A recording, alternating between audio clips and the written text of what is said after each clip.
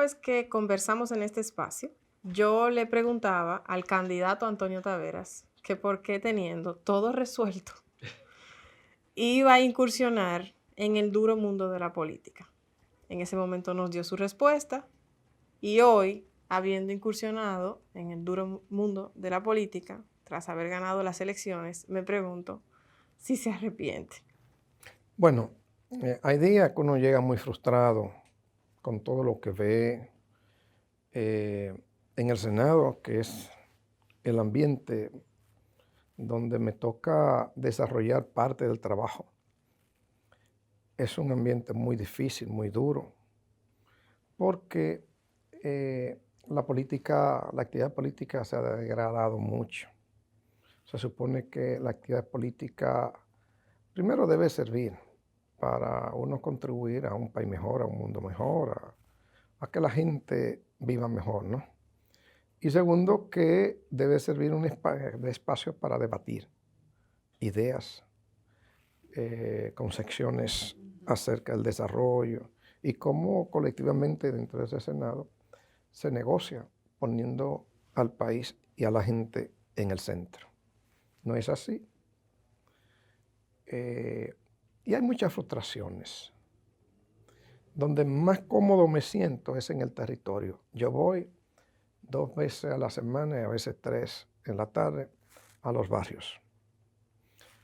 Tenemos 2 casas senatoriales, una en Santo Domingo Este, otra en Santo Domingo Norte. Vamos a abrir una en el oeste. Entonces nosotros pretendemos ser la voz de la gente que ha votado por nosotros y no tiene voz. De ahí nosotros ponemos en práctica nuestra agenda legislativa también, que consiste en, primero, todo lo que tiene que ver con fortalecimiento de la institucionalidad democrática y segundo, recuperación de derechos de la gente. Entonces, en el territorio, nosotros acompañamos a la gente a reclamar derechos y a obtener derechos que muchas veces no saben que son derechos y se les niegan. Tenemos muchos programas. Nosotros no creemos para nada en el acercamiento clientelar con el votante, con la gente, con los ciudadanos, sino creemos en eso, en que la gente tiene derecho y necesita una voz que lo ayude a reclamar esos derechos o le canalice esos derechos a través de las instituciones públicas. Por ejemplo, si en Santo Domingo Norte tienen 43 años sin acera, sin contener, sin asfalto, pues ahí había huelga casi todas las semanas. Pues nosotros nos apersonamos junto con parte de los comunitarios al Ministerio de Obras Públicas, discutimos la situación. Bueno, y después de muchas asambleas y muchas discusiones, pues ya se están arreglando los contenes. Por ejemplo, en San Luis hay 20 años sin agua, muchos barrios ahí. Pues a través del sacerdote hicimos una asamblea, me llamaron, pues nos dirigimos a la institución, hablamos, nos reunimos varias veces y ya el problema se está resolviendo. Hay un presupuesto para eso, los ingenieros están trabajando y esa comunidad de más de 15,000 personas van a tener agua. Entonces, creemos en ese trabajo. En cada local nosotros vamos a tener un psicólogo. Vamos a acompañar a mujeres maltratadas, por ejemplo. Vamos a educar a los hombres a ser respetuosos, a entender que la mujer es un ser humano y que tú no tienes por qué abusar de ella. Queremos implementar también un programa que le hemos llamado Construimos nuestro techo. Es decir, buscando colaboración con sector privado, pues que la junta de vecinos decida qué casita hay que hacerle el piso, pues que entre todos le hagan el piso y nosotros llevamos los materiales y supervisamos con ingenieros que colaboran con nosotros. Ese tipo de cosas nosotros creemos. Entonces, estamos haciendo acuerdos con instituciones para ese tipo de cosas. Y eso me llena de satisfacción. O sea, cuando llego a mi casa, siento que realmente estoy ayudando a cambiarle un poquito la vida a la gente. Hay muchos temas que hablar con usted porque preside la Comisión Permanente de Justicia Así es. del Senado. Y bueno, si hay una comisión que tiene mucho trabajo en estos días, es esa. Así que abordaremos eso en un minutito. Pero quería saber si como una persona, digamos, externa tradicionalmente a la política o a la política tradicional, un externo, llega al Senado, se sorprende con lo que encuentra. Claro. ¿Por qué? Bueno, porque yo creo que uno desde fuera Sí. no alcanza a ver la magnitud de lo que pasa dentro del Senado. Y cuando uno llega se encuentra con la realidad, quizá uno idealiza las cosas porque entiende que desde allí uno va a construir los cambios y se contribuye con los cambios, pero es muy difícil. Es la lucha cuando, eh, cuando se tienen intereses diversos. Conciliar esos intereses es difícil. Preside la Comisión Permanente de Justicia. Así Si es. usted me fuese a decir 3 proyectos de esa comisión que son de especial relevancia para la República Dominicana, solo 3, yo sé que son muchos, pero solo 3, ¿cuáles me Bueno, dijera? mire, yo le puedo decir 2 o 3 proyectos nuestros que están en la Comisión de Justicia y fueron propuestos por nosotros, y otros que no son propuestos por nosotros. Por ejemplo, la ley de extinción de dominio, que ahora estamos discutiendo, un proyecto nuestro y se sacó una comisión especial. La ley de conflicto de intereses es otro proyecto nuestro que está ahí también. Mire, el Código Penal que estamos discutiendo ahora debió de ir a la Comisión de Justicia, que era lo normal, porque la Comisión de Justicia es la comisión permanente para este tipo de asuntos. Sin embargo, por intereses que en su momento este pueblo va a tener que saber, porque yo todavía no manejo cuáles son esos intereses, no lo llevaron a la Comisión de Justicia. Y quizá por eso tenemos este problema que tenemos hoy con el Código de Trabajo y todas estas discusiones.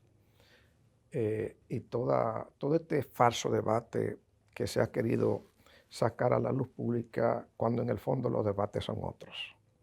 Bien. Tenemos en la Comisión de Justicia, terminamos ahora de discutir la ley que le da la potestad al Senado, que aunque la tiene constitucionalmente, pero no está reglamentado, para hacer la labor de fiscalización y control del Congreso, una ley importantísima para afianzar la labor del Senado y de la Cámara de Diputados de fiscalizar los otros poderes. Bueno, en nuestra Comisión de Justicia también hicimos una gran reformulación de la ley que nos llevó con un artículo reformado de la Cámara de Diputados que era sobre matrimonio infantil.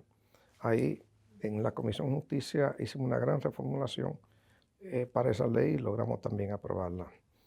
Tenemos una ley de lobby también, porque en el Senado confluyen muchos intereses.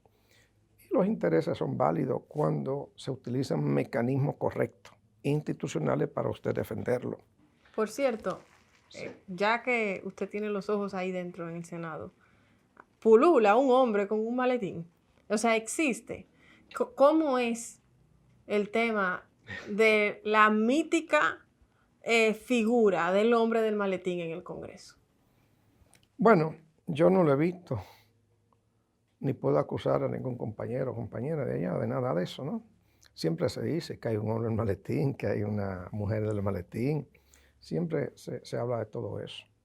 Pero yo no puedo decir que nadie, ¿tú entiendes? No tengo pruebas materiales para afirmar ese tipo de cosas, se habla de eso. Y en la forma en la que se debaten y transcurren las cosas, dejaría entrever que existe una fuerza del maletín en el Congreso. Existen muchos intereses externos, por lo menos al Senado y me imagino que también en la Cámara de Diputados, que hacen que se apruebe o no se apruebe un proyecto.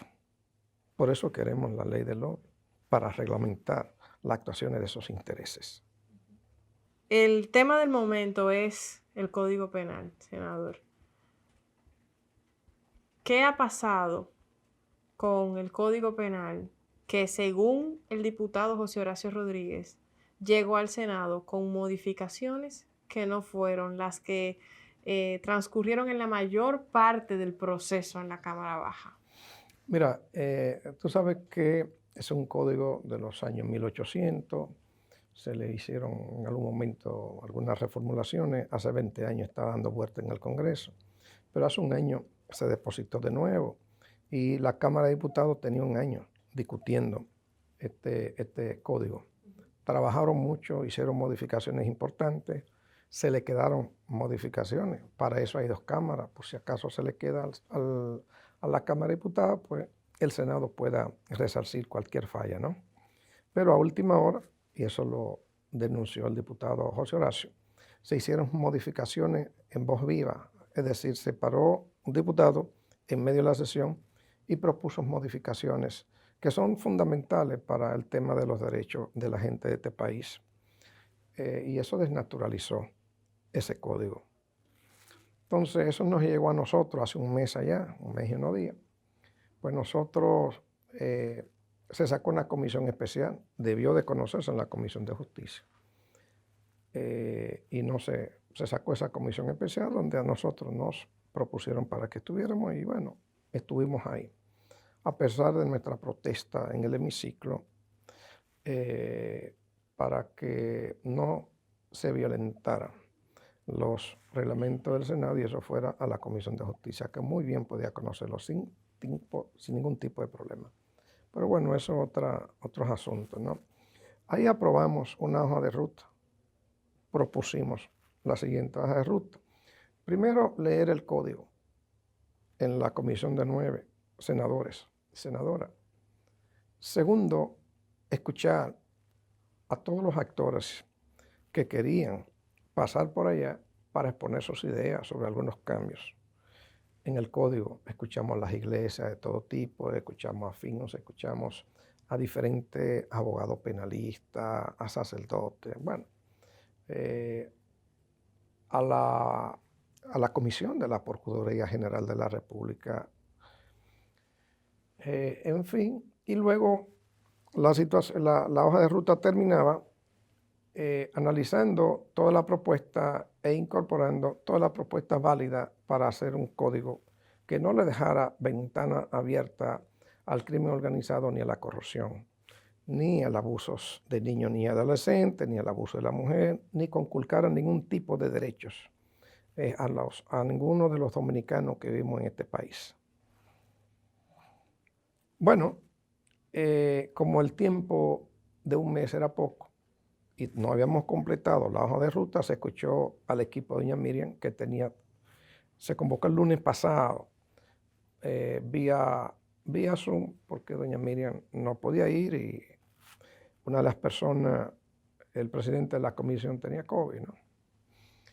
Y nos convocaron para escuchar las recomendaciones de la Procuraduría. Bueno, y ahí se inventaron un quórum, se inventaron porque fue así, porque el reglamento del Senado no permite deliberar vía plataforma digital, todavía no lo permite.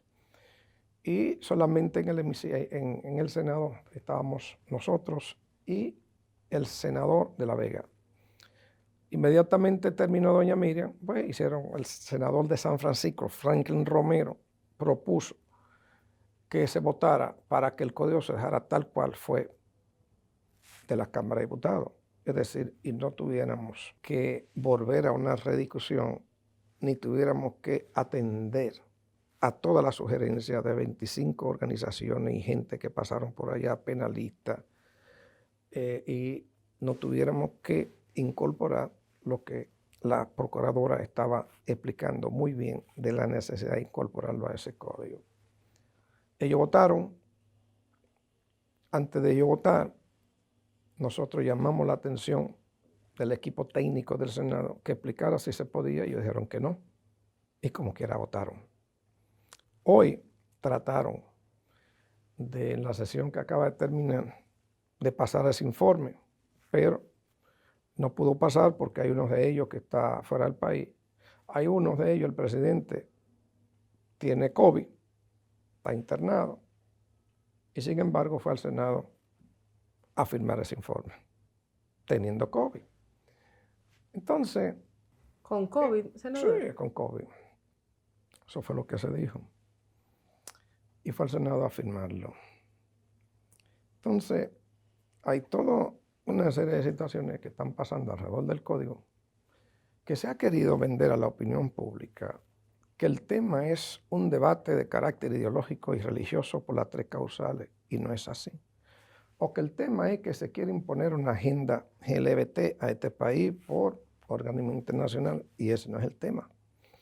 El tema es un tema de derechos, pero también es un tema de carácter penal.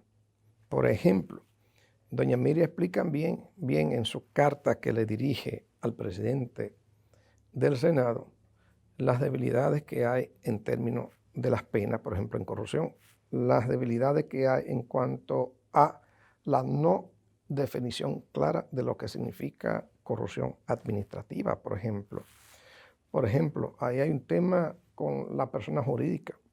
Se dice que se va a multar y a penalizar personas jurídicas, es decir, compañías, organizaciones que sean personas jurídicas, pero los partidos políticos son personas jurídicas y sin embargo a los partidos políticos les saca de esas penalidades. Es decir, que si hay dinero que reciben los partidos de fuente mala vida, narcotráfico, lo que sea, entonces los partidos políticos no se les va a sancionar. Y eso no puede ser, ¿entienden? Entonces hay mucha disparidad en ese código con el Código Procesal Penal. El Código Procesal Penal es que organiza cómo es que se va a implementar el Código Penal. Entonces, si hay disparidad entre los dos, entonces el Código Penal no se va a poder aplicar. Pero también hay un tema fundamental que tiene que ver con lo que en su momento antes llamábamos autor intelectual y autor material. Al autor intelectual de un crimen, por ejemplo, no se le está penalizando. Se está penalizando al que comete el crimen. Entonces, cosas como esas que son fundamentales para este país, para organizar este país, entonces se están dejando fuera y no puede ser. Entonces, esa es la lucha que hay. Y hay muchos intereses de por medio, que no son los intereses ideológicos ni religiosos. Eso es lo que se ha querido vender sobre este debate del código. ¿Entiende? Y es eso. ¿Quién preside esa comisión especial? ¿Quién fue la persona o el legislador o la legisladora que llegó a firmar a pesar de tener COVID? El senador del Ceibo. El patriotismo llega tanto. ¿Entiende? Mire, se ha querido vender que los que nos oponemos a que ese código se apruebe como está, con derechos fundamentales conculcados, que somos pasibles inclusive de que si ese código se aprueba con toda la falencia que tiene y con la negación de derechos que tiene ese código, pudiéramos estar siendo sancionados porque nosotros somos signatarios de varios tratados internacionales que aseguran los derechos de la gente y lo estamos violando en ese código. Entonces, se ha querido vender que los senadores que estamos opuestos a que se apruebe de esa forma, con toda esa falencia, queremos dejar el código PERIMA. Señores, para que el público entienda, un proyecto de ley tiene dos legislaturas. Cuando se vence la segunda y no se ha aprobado, pues vence, perime. Lo único que hay que hacer es inmediatamente al otro día presentarlo de nuevo. Y eso es lo que hemos dicho.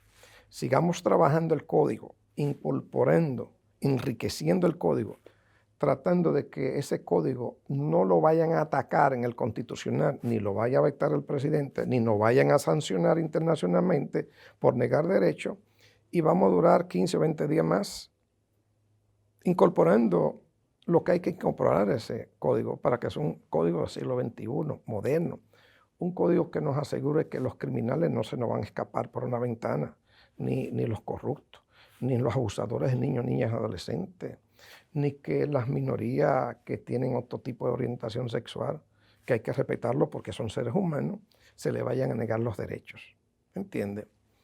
Entonces, la propuesta siempre fue, sigamos trabajando, escuchando y discutiendo, pero se quiso apresurar y se quiso venderla ante la opinión pública como que el mundo se acababa el 15 de agosto cuando esta legislación termina. No, ese código se va a someter de nuevo el mismo 16 y el 18, que es el próximo día de trabajo, vamos a seguir discutiéndolo. Y si hay voluntad política, en 20 o 25 días vamos a tener un código aprobado, sin todas las lagunas y sin la consecuencia de poner artículos que niegan derecho. Senador, hay una parte de la población que ante las denuncias que usted ha hecho sobre el Código Penal se ha dado cuenta que esos problemas de fondo con el tema de la corrupción también eran aspectos que, además del tema de los derechos, requerían de la atención ciudadana. Así es. Entonces, una parte de esa ciudadanía, senador, ha dicho, ¿qué pasaría si esos ilícitos contenidos en el Código Penal despenalizan los ilícitos por corrupción que ahora están siendo procesados? Y de repente, la gran pregunta sobre el Código Penal es, como la Constitución dice que quien esté sometido a la justicia o preso por un delito, que luego una ley dice que ya no es delito, puede ir libre. ¿Podría pasar eso en este país con el proyecto de Código Penal que tienen ahora? Pudiera pasar, pero no va a pasar.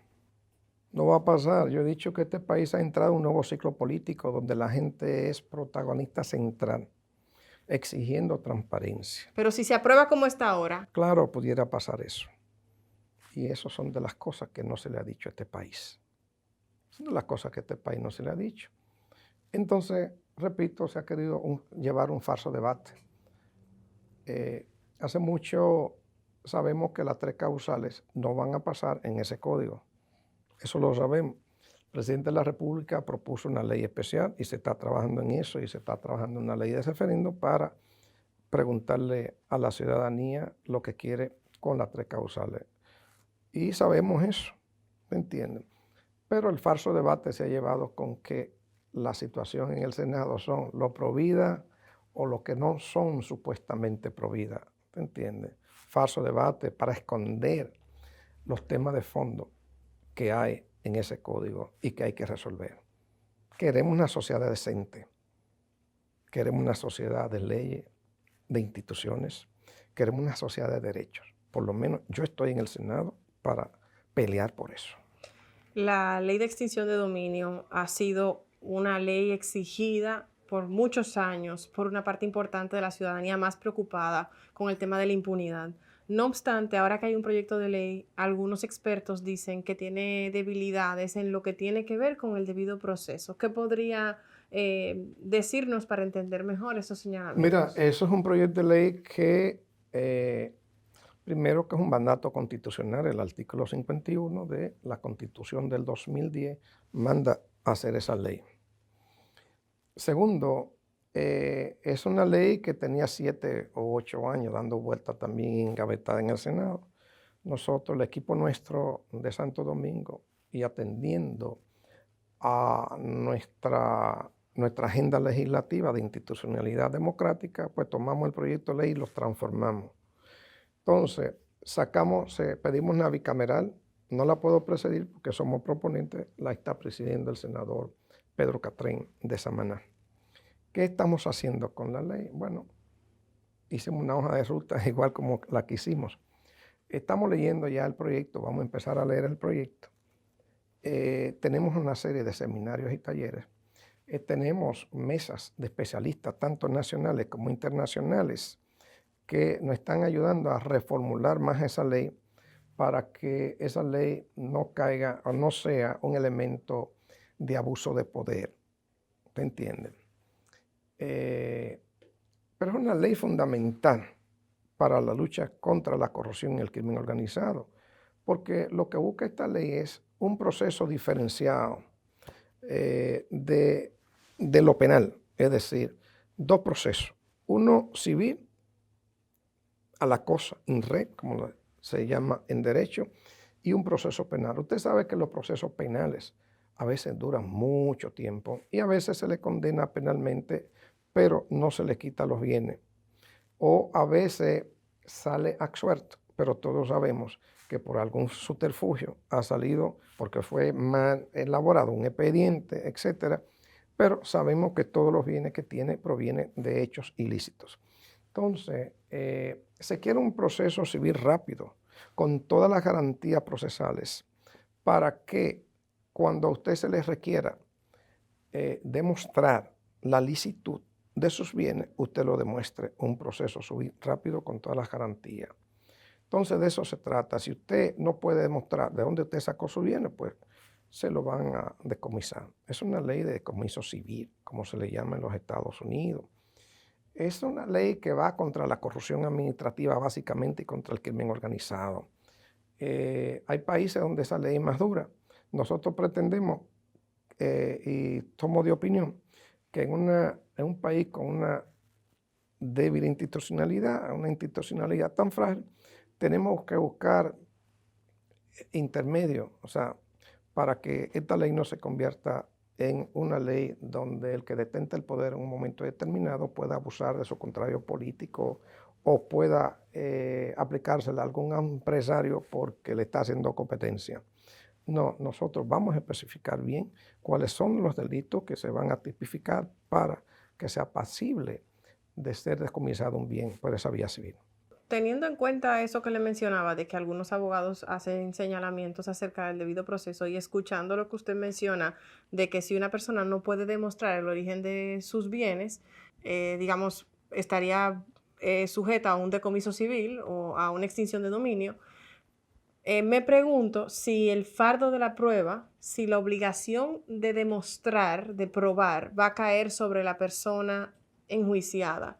Lo pregunto porque el principio del debido proceso establece que se presume la inocencia de la persona investigada. Entonces, quien acusa tiene la obligación de demostrar lo que dice.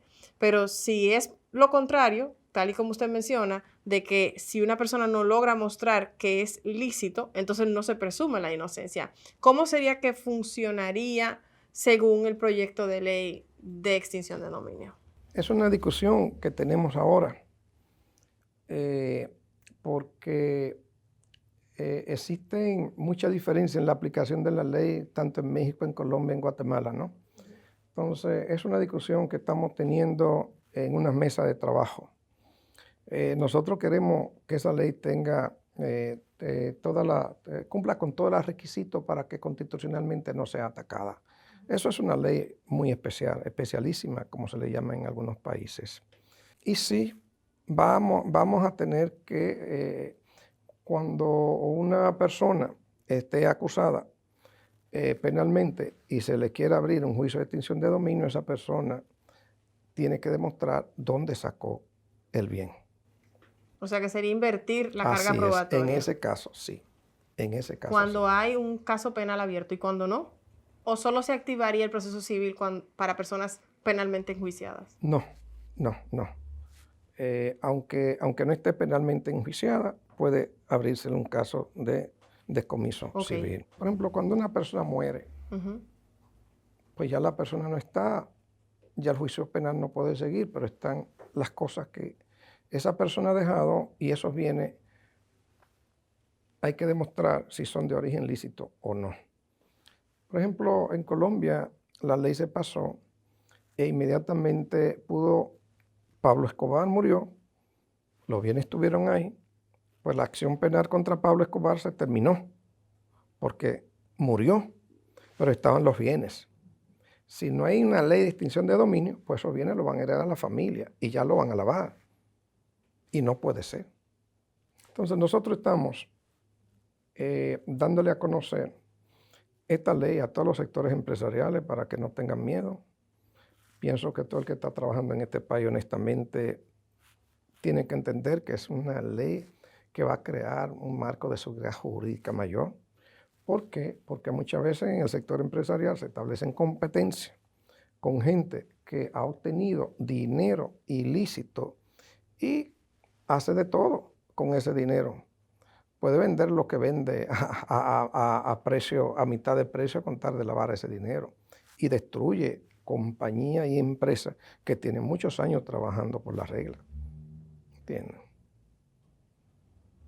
Hay otro tema que es con respecto a la ley, que es sobre aquel tercero de buena fe que ha entrado en un juicio de extinción de dominio. Y siempre hemos puesto el caso de que, por ejemplo, si usted es un dealer de carro, usted alquila un carro, en el carro se transportan drogas, pues ese carro cuando descubra que hay droga, pues posiblemente, o es casi seguro, que se le va a empezar un proceso de extinción de dominio. Hay droga en el carro. Pero sucede que el dealer no conocía que se iba a transportar droga. Entonces, ese es un interveniente de buena fe. Pues nosotros estamos claros en que ese señor no puede ser procesado. O sea, no puede haber extinción de dominio en ese caso, porque se presume la buena fe. Y se demuestra la buena fe. Por ejemplo, un funcionario, escúchame que te interrumpa, un funcionario va a una función pública, un ministro. Sí. Pero de repente el ministro tiene casa multimillonaria, tiene vehículo carísimo, pero al señor se le abre un proceso penal por corrupción. Sí. Pues inmediatamente el Ministerio Público va a abrir un proceso penal rápidamente para recuperar esos bienes, sencillamente. Entonces hay países donde solamente hay un solo nivel de proceso. Nosotros le hemos puesto dos, normalmente que el individuo pueda apelar, ¿no?, en una segunda instancia.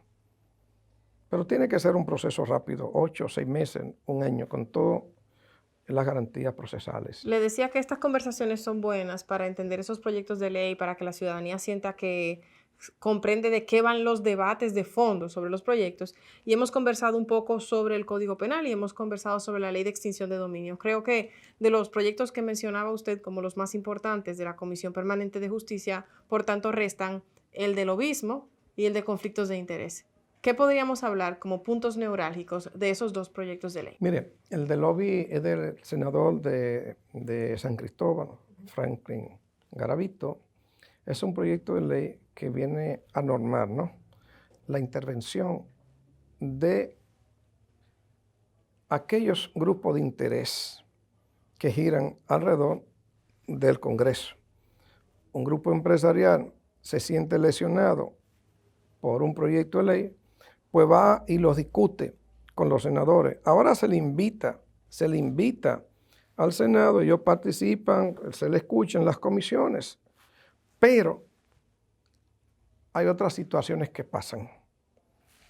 Por ejemplo, en Estados Unidos usted puede hacer eso, y es lo que queremos acá, pero usted no le puede regalar un cigarrillo siquiera. La otra ley de conflicto de intereses viene también a normalizar, a crear normas para que, por ejemplo, mira lo que pasó en la lotería. La persona que estaba en la lotería era un administrador de banca de apuestas. Sin embargo, fue a dirigir lo que regulan a esas bancas, ¿no?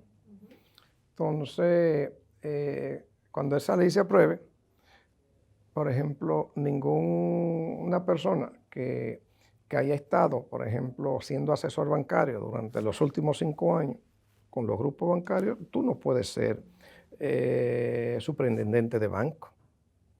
¿Te entiendes? No lo puede ser. Aquí, cuando se creó la superintendencia de pensiones, hubo mucha discusión entre dos sectores bancarios, porque hubo un sector bancario que impuso la superintendente de pensiones en ese momento. ¿Entienden? Entonces, eso es importante que se apruebe también. Senador, lleva un año. Hemos conversado acerca de los principales proyectos que lleva en la comisión que preside, pero le quedan 3 años de trabajo. Yo creo que esos proyectos le van a dar suficiente trabajo en esos 3 años, pero presupongo que hay otros proyectos que se encuentran todavía, digamos que en borrador, que usted pretende presentar como parte del porvenir de su oficina senatorial. Sí, pero eso vamos a ir por partes, porque queremos tener logro. Aprobar un proyecto de ley es muy difícil a veces. Hay que negociar, hay que consensuar, hay que convencer, hay que tener el apoyo de los sectores. Entonces, a veces un senador dura 10, 12 años, qué sé yo, 2 periodos, 3 periodos, y no logra aprobar un solo proyecto. ¿Te entiendes? Además, cuando son proyectos de ley que tocan intereses duros de esta sociedad, entonces es más difícil. Pero nosotros estamos optimistas que vamos a ser capaces de lograr aprobar proyectos de ley que puedan fortalecer la institucionalidad democrática de este país, precisamente porque esta sociedad está cambiando, Esta sociedad quiere transparencia, esta sociedad está comunicada permanentemente y esta sociedad tiene que empezar a exigirle a cada diputado o diputada, a cada senador o senadora que cumplan con el mandato por lo cual ellos votaron. Y esto es una sociedad que quiere esto es un país que toda la gente quiere tener un país decente, un país de reglas, un país de derecho. Aquí eso es innegable. Senador, ya casi vamos a terminar la entrevista, pero quisiera saber cuáles son sus principales preocupaciones con su demarcación y qué proyectos, además de los que nos mencionaba al principio, en el centro del Senado pueden llevarse a cabo para ayudar a la provincia de Santo Domingo. Mire, la provincia se formó en el 2001. Es la provincia más grande, la más habitada, casi 4 millones de habitantes. Demográficamente es la provincia que más está creciendo, 60, 70 mil habitantes por año crece la provincia. Es una provincia muy pobre, muy pobre. Es una provincia muy desigual, está en 27 lugares en índice de desarrollo humano negativo, que no tiene índice de desarrollo humano en el 27 lugar según el PNUD. Y eso es preocupante. Los distintos gobiernos han tratado a la provincia como si fuera el patio trasero del Distrito Nacional. Entonces, no han invertido en infraestructura para la provincia. Si no se invierte en infraestructura en la provincia, las inversiones privadas no van a fluir para crear los necesarios empleos para que la gente pueda salir de la pobreza. El Estado y los gobiernos no han proveído o sea, no han cumplido con llevar bienes públicos allá, buenos transportes, buen sistema hospitalario, etc. Entonces nosotros estamos luchando ahora para que eso se haga efectivo, para que el gobierno a través de los distintos presupuestos nos escuche y planifique las infraestructuras que necesitamos de hospitales, de escuelas, de carreteras, de todo lo que necesita la provincia. Nosotros tenemos dos grandes proyectos ahora en la provincia, que es un proyecto de transformación del municipio de Boca Chica, y tenemos también un proyecto que va a impactar a la provincia entera, porque tiene que ver con la circunvalación que rodea la provincia. Ahí queremos hacer un gran corredor industrial, o sea, queremos llevar a cabo un proyecto que sea el espejo del desarrollo de la provincia y que ese espejo de desarrollo sirva al país también. Necesitamos crear empleo, necesitamos sacar gente de la pobreza, necesitamos educación, o sea, necesitamos de todo en la provincia. En la provincia hay toda una carencia de hospitales. Allí deberían de existir 1000 y pico de centros de atención primaria y hay 100 y algo en toda la provincia y creo que 20 o 25 funcionan. ¿Entienden? Ahí hay que hacerlo de todo. Ha habido 2 consejos de gobierno importantes donde el presidente ha anunciado obras importantes y ya se están en proyectos de elaboración de esas obras importantísimos para la provincia. Siempre terminamos estas entrevistas, señor Taveras, con 2 preguntas sobre el futuro. Bien. La primera es, ¿qué hace hoy por un mejor mañana? Bueno, todo esto que estamos hablando es el hoy, lo que estamos haciendo hoy para contribuir a cambiar este país. Yo soy muy optimista con este país, a pesar de que este trabajo a veces no encuentre tantos escollos, tanta piedra en el camino. Entonces, lo que estamos haciendo hoy, tratando de organizar este país, contribuyendo a que las instituciones caminen, funcionen y sean para todos y todas en este país, contribuyendo a que la gente tenga sus derechos asegurados de todo tipo, derechos sociales y económicos, derechos fundamentales del ser humano. Y queremos un mejor país y en eso estamos trabajando hacia el futuro. ¿Cómo se imagina el futuro? Mire, generalmente la gente cree que el mundo y la vida es un paraíso, ¿no? Somos seres humanos con mucha disparidad de pensamiento. Nos agrupamos, somos gregarios por necesidad, somos una sociedad y solamente las instituciones pueden dirimir todos los conflictos que en una sociedad se dan y por eso es que necesitamos instituciones fuertes porque cada cabeza es un mundo, como dice este pueblo. Y esas cabezas de toda esta sociedad hay que ponerlas de acuerdo en temas fundamentales para poder caminar. Siempre habrá conflicto, siempre intentarán gente robar, pero si hay instituciones que le pongan un stop a eso, y si no hay impunidad con ese tipo de cosas, pues vamos a vivir en una sociedad normal, en un país normal, porque lo que estamos viviendo no es normal en un país decente. Gracias, senador Taveras. Gracias a usted.